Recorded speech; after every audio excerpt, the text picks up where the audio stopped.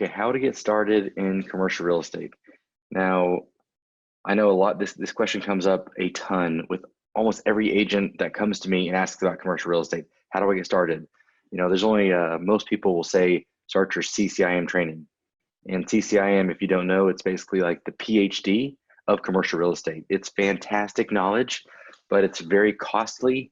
And to become a CCIM, you actually have to have a portfolio of closed production just to qualify and take a test covering all the classes and show that you've actually used the knowledge closing deals. So it's a little bit tough. I think right now it's probably $7,000 to $10,000 to get it, and it takes quite a bit of time to do it. And you don't actually work any deals during the process. Just to take the classes is one thing, but then you have to go work deals. That's really the only way to really learn our business the proper way, right?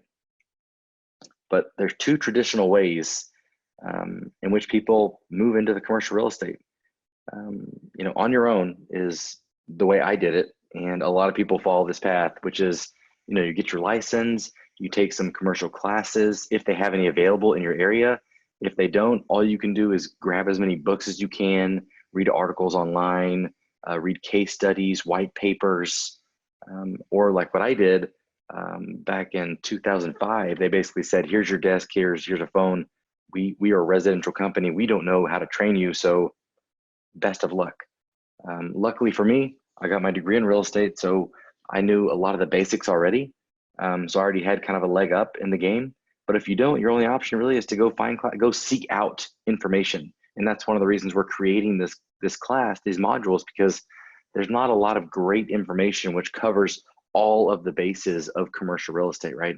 They'll touch on a tenant rep class only, or an investment sale class only, or property management only. Most of the time, we're not going to get the full spectrum. And even if you do get the full spectrum, it's not going into, okay, yeah, but how do I start? How do I go find a client? How do I get that client into looking at property? How do I look at that property and move it down the progression line into a closing where I can actually get paid? Or how do I do it for myself so I understand the tenant rep process, the landlord rep process? So when I do buy something, I'm much more educated to get it done properly, right? In the commercial world, it's not quite as litigious as management, but you're dealing with people's businesses and usually quite a bit of money. So you just gotta be careful. You gotta make sure you're doing this properly. That's why we suggest having a mentor first and walking the deal through it, talking to us, talking to Gary. Make sure you're doing the first couple deals properly before you get into the thick of things. Learn as you go. A lot of people just hop on board. They go find the mentor, they go find another agent, and they just fumble through transactions. Sorry, my phone beeping. They just fumble through transactions until they decide to make this a full-time move, which that's fine. But again, you can get into litigation, you can get into problems. One of the biggest things we see with people who learn as you go is they're fumbling through the process. They're not sure what they're doing. They're just assuming their client may know or the other broker may know, and they're just kind of following the steps. We have agents saying what's in on a lease, right? That's a huge red flag. So learn as you go can just be very costly, time consuming, and your client will know at some point that you don't know exactly what you're doing, and they may decide to go another direction, and you've just wasted who knows how much time. So that's a tough way to go. And what I always told people when they got into commercial real estate, I said, look, if you've never done commercial real estate and you don't have another income source, you need 6 to 12 months of a financial runway before you really commit. What that means is, from today, if you said, I'm in today, you need to have enough money to pay the bills, your expenses, to help survive at least 6 months. We would much rather see 12 months because a lot of our deals can take that long to close. You can get very lucky. I've closed deals in 14 days. I've closed deals in probably 10 on a lease, but the reality is that doesn't always happen. You can be in a situation where your clients that you're working for, there's not the product type available. So you're in a bind. You have no choice but to keep searching, go after new clients, find new leads. Otherwise, you're in trouble financially, and we don't want that to happen to anybody. So remember that if you do want to get in this full time right off the get-go, 6 to 12 months of financial runway is usually what it's going to take, just to be on the safe side. And the other way most people do it is they join a large firm as a junior associate or broker. And usually what that entails is you're on a low salary, $24,000 to $36,000, possibly small commission split with the senior broker, but that varies on company and broker and how much work they actually have you doing. You're going to learn the basics. They usually have like a 3 to a week long process where they're just running through as much information as they can. You take online classes, you read books, they just quiz you and test you. But again, you're not working deals, and that's the best way to learn. If you are licensed, you get it.